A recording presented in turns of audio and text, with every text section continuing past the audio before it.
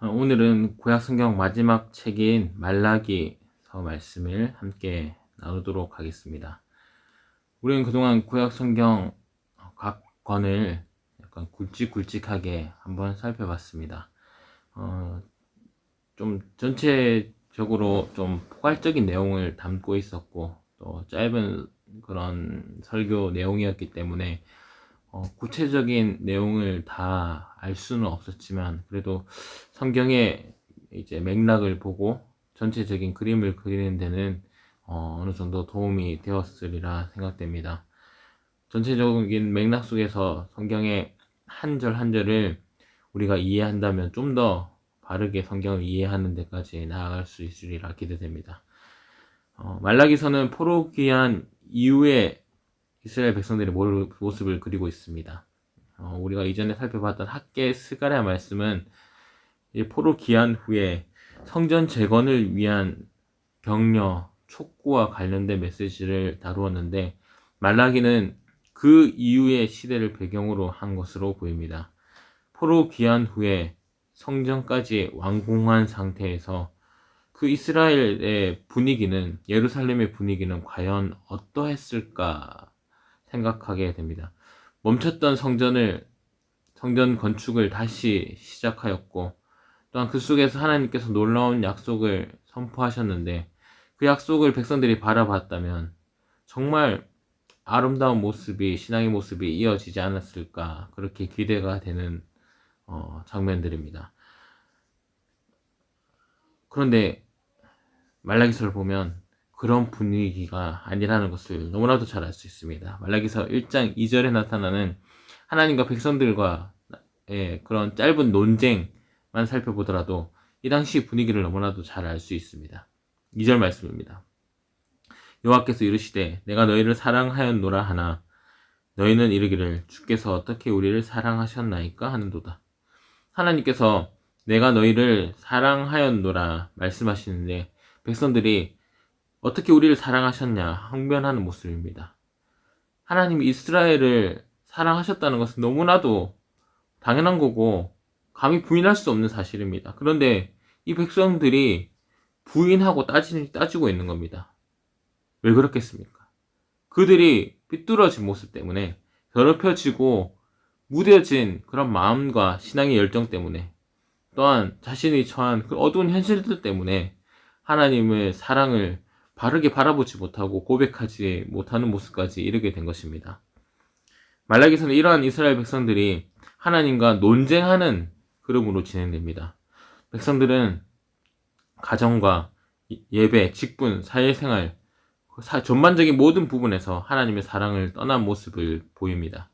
하나님은 그들의 모습을 스스로 돌아보고 돌이키도록 그들에게 질문을 던지시고 또한 책망하시고 경고하시는 모습을 보이십니다. 그리고 그렇게 혼내실 뿐만 아니라 품어주시기도 합니다. 새로운 약속까지 보여주시면서 말라기를 마무리합니다. 이런 흐름으로 말라기서가 진행됩니다. 오늘 특별히 3장 7절부터 12절까지 짧은 말씀을 통해서 말라기서의 전체적인 내용을 간추려서 살펴보겠습니다. 7절에서 하나님이 백성들에게 먼저 이렇게 말씀하십니다. 너희가 나의 규례를 떠났다. 그러니까 내게로 돌아오라. 그리하면 나도 너희에게 돌아가리라. 하나님의 법을 떠난 백성들에게 회복의 방향을 가르쳐 주셨습니다. 내게로 돌아오라. 나의 법으로 돌아오라. 그런데 백성들은 이렇게 대답합니다. 우리가 어떻게 돌아가리까? 참 이 대화가 참 이상합니다. 하나님이 너희들이 이렇게 말씀하신 거죠. 너희가 규례를 지키지 않았으니 돌아오라 하신 거면 돌아오는 방법이 하나님의 법을 지키는 것이라는 것을 너무나도 잘 알 수 있습니다. 그런데도 백성들이 어떻게 돌아갑니까? 라고 반문하는 것은 그만큼 하나님의 규례, 하나님의 법에 관심이 없다는 것입니다. 도대체 자신이 어떤 행동이 문제가 되는 것이고 잘못된 것이고 어떤 행동이 하나님의 규례를 어기고 있는 것이고 어떤 부분을 어떻게 돌아서야 하는지 하나님의 법을 기준으로 삼지 않고 있고 하나님의 법에 무감각하고 완전 무관심한 모습을 보여주고 있기 때문에 이런 질문을 하게 되는 것입니다. 이어지는 8절에서 똑같은 패턴이 이어집니다. 하나님께서 사람이 어떻게 하나님의 것을 도둑질하느냐라고 물었을 때 그들은 우리가 어떻게 주의 것을 도둑질하였나이까? 라고 따지듯이 반문합니다. 율법을 저버리는 모습 자체가 도둑질이지 않습니까? 율법에 대한 아무런 의식이 없으니까 자신들이 도둑질하고 있는 모습까지도 보지 못하는 겁니다. 그래서 되려 하나님께 따지는 질문을 하고 있는 겁니다. 그런 백성들에게 하나님은 11조와 봉헌물에 대해서 말씀하십니다. 이는 단순히 이스라엘 백성들의 헌금 생활만을 이야기하는 것이 아닙니다. 말라기 전체의 내용을 봤을 때 하나님의 주권과 하나님의 우선순위와 관련된 이야기라는 것을 우리는 알 수 있습니다. 이 11조와 봉헌물에 대한 얘기를 자세히 살펴보기 전에 말라기 전체에 나타난 백성들의 태도를 한번 짚고 넘어가고자 합니다. 이들의 우선순위가 어떠했는지. 말라기서에는 여러 논쟁이 나타난다고 말씀드렸습니다. 그 논쟁 속에 나타나는 백성들의 죄악들을 보면 참 다양합니다. 먼저 그들의 예배와 직분이 잘못 행하여졌습니다.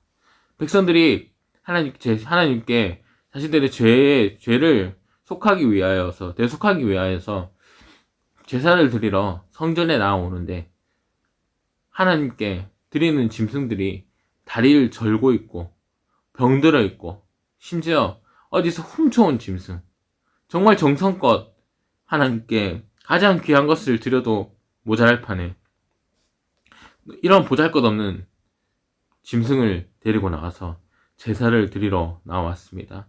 그런데 제사장들, 제사를 주관하는, 제사를 돕는 제사장들, 그들은 한술 더 떠서 백성들에게 뇌물을 받거나 또한 귀찮아서든지 아니면 그들이 제사에 대해서 별 의미를 두지 않아서인지 모르겠지만 그 모든 것들을 눈 감아주면서 병들고 절고 훔친 재물들을 그대로 제단에 올려버립니다. 그러면서도 백성들이나 제사장들이나 아무 의식 없이 그 행위를 반복하였습니다. 예배가 부패한 것입니다. 가정생활도 무너졌습니다. 이스라엘 백성들이 포로 생활에서 귀환하여서 성전을 재건하였지만 이 지역은 당시 페르시아 영향력 속에 있는 지역 소도시의 개념으로 볼 수 있습니다. 그리고 이 예루살렘 지역에는 기존에 거주하였던 사마리아인들 때문에 여러 가지 영향을 받게 되는 그런 상황이었습니다. 그러다 보니까 그 이방 문화와 자연스럽게 맞닿아 있었고 그들과 점점 닮아가는 모습이 있었습니다. 혼인이 문제죠. 그렇게 되다 보면 혼인을 제멋대로 하게 되는 것이죠. 이방인의 딸과 혼인하고 이방인의 풍습대로 가정을 이루고 그러다 보니까 쉽게 이혼도 하고 결국 혼인한 상태에서 다른 여인들도 쉽게 취하는 모습이 있었습니다. 하나님의 법에 어긋난 가정의 모습, 그런 모습을 보이면서도 그들은 그런 삶을 누리고 아무런 죄의식 없이 살아갔던 것입니다. 뿐만 아닙니다. 사회적 정의도 무너졌습니다. 2절 17절에 보면 하나님이 악한 자를 좋게 본다고 그들은 판단하였습니다. 당시 이스라엘 백성들의 눈에는 악한 자들이 자신들을 둘러싸고 있었고 그들이 부당한 이익을 자신들을 통해서 취하고 있는데 그럼에도 불구하고 그들의 삶이 형통하였고 그들이 오히려 힘있고 권력 있는 모습을 보면서 하나님께 부당하다고 따지고 있는 것입니다. 힘과 권력 중요한 것이 아닙니다. 불의한 모습으로 힘과 권력을 취했다고 해서 그것을 부러워한다는 것은 이 당시에 사회적 정의가 얼마나 삐뚤어져 있는지, 정의의 기준 어디에 두고 있는지, 백성들이 어디에 두고 있는지 그런 실태를 너무나도 잘 드러내고 있는 부분입니다. 다시 본문으로 돌아와서 11조 이야기를 생각해 봅시다. 하나님은 11조를 도둑질하였다라고 말씀하시면서 온전한 11조를 드릴 때 하나님께서 하늘 문을 열고 쌓을 곳이 없을 만큼의 큰 복을 부어주시겠다고 약속하십니다. 이는 단순히 헌금 생활을 열심히 하면 곳간을 활짝 열어서 풍성한 재물을 채워주시겠다라는 그런 메시지가 아닙니다. 말라기 전체 맥락을 봐야 됩니다. 전체 맥락에서 봤을 때 여기서 하나님이 11조를 강조하시는 것은 너희가 가진 것이 누구의 것이냐, 하나님의 주권과 또 너희가 가진 것을 가장 먼저 누구의 것으로 고백하며 예배하고 또한 드리며 그렇게 살아갈 것인가? 우선순위에 관한 문제, 주권과 우선순위의 문제를 말씀하시기 위해서 이 11조 이야기를 꺼내시는 것입니다. 생각해 보십시오. 이스라엘이 누구의 소유입니까? 이스라엘이 밟고 있는 땅, 또한 곡식, 재산 다 누가 주셨습니까? 또한 앞으로 이스라엘을 지키시고 인도하실 분은 누구입니까? 모두 하나님입니다. 하나님의 주권을 고백하고 모든 것이 하나님께서 주셨음을 기억하고 그분께 먼저 드리고 늘 정결한 마음으로 서는 것, 그것이 마땅한 백성의 모습입니다. 그래야 할 때 하나님께서 약속하신 놀라운 복을 누릴 수 있습니다. 그런데 백성들의 모습이 어떠했습니까? 우선순위부터 완전히 어긋나 있었습니다. 하나님의 사랑을 망각하고 마치 자신의 노력으로 이 땅을 취하고 여기까지 살아온 것처럼 자기 자신 또한 세상의 물질 그것들을 우선순위를 두며 살아갔습니다. 그러다 보니까 예배부터 타락하고 삶의 모든 부분 붕괴하여서 하나님의 복을 온전히 누리지 못하고 살아가게 된 것입니다. 하나님께서는 그러한 백성들에게 말라기서를 통해서 돌아오라고 요청하고 계시는 겁니다. 돌아오라고 하셨습니다. 하지만 백성들 스스로 돌아올 힘이 있습니까? 이들에게 의지가 보입니까? 그래서 하나님께서는 친히 백성을 돌이키게 하십니다. 바로 예수 그리스도를 통해서 그 일을 이루시고자 하셨습니다.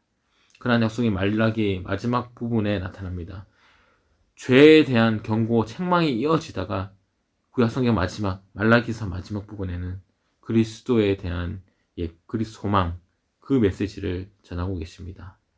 공의로운 해가 떠올라서 치료한 강선이 비춰질 것이고 그로 인해서 백성들이 외양간에서 나온 송아지와 같이 기뻐 뛰게 될 것이라고 말씀합니다. 그리스도의 임재를 예표하는 말씀입니다.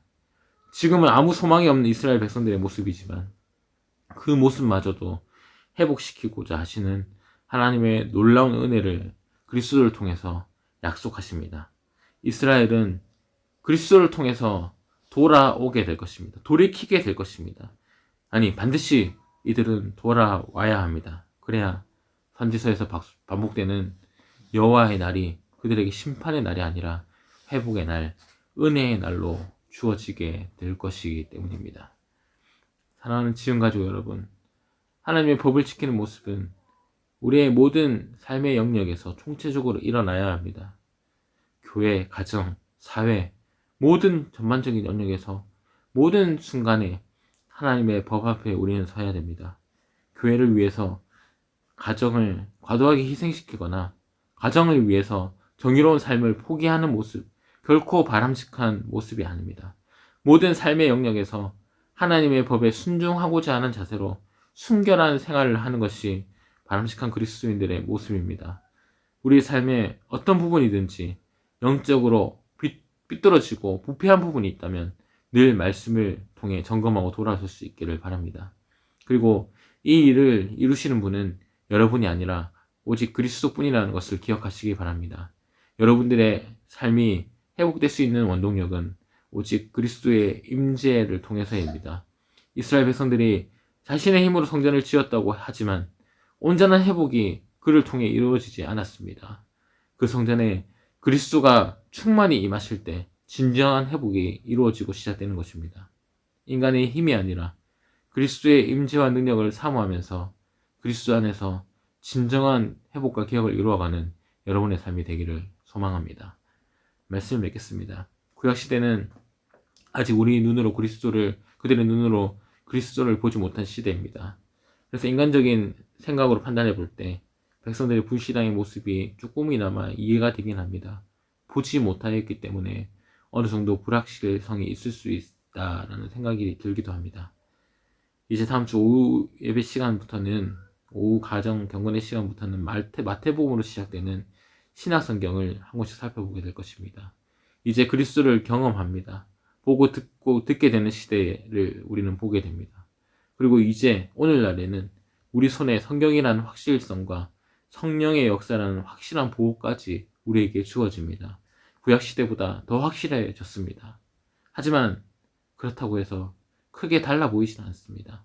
확실한 것을 얻었음에도 여전히 우리는 하나님의 법을 외면하며 살아갑니다. 그런 의미에서 볼 때 어쩌면 지금 이 시대는 말라기 시대보다 더 타락한 시대가 아닐까 하는 생각도 듭니다. 그 어느 때보다 부패한 시대, 그 어느 때보다 그리스도의 은혜가 필요합니다. 그리스도는 온데간데 없이 인위적인 판단만이 앞서는 교회의 형태 사라져야 합니다. 그리스도 없이 예배하고 그리스도 없이 살아가면서도 떳떳한 거짓 신앙의 모습에서 어서 탈피해야 합니다. 우리 모두 그리스도의 은혜를 더욱 간절히 구하며 기도하며 살아가야 되는 시대에 살고 있습니다. 그리스도의 임재가 아니면 우리의 성전인 교회와 성전인 성도들의 거룩한 삶은 이루어질 수 없습니다. 말라기 말씀과 같이 반드시 공의로운 해가 이 땅 가운데 떠올라서 이 세상을 치유하고 회복할 것을 기대하면서 묵묵히 그리스도의 임재를 기대하며 모든 영역에서 그리스도를 바라보고 살아가시길 바랍니다. 믿음의 길 더욱더 온전하게 걸어가면서 하나님께서 한량없이 부으시는 하늘의 복을 누리는 저와 여러분 되기를 간절히 소망합니다.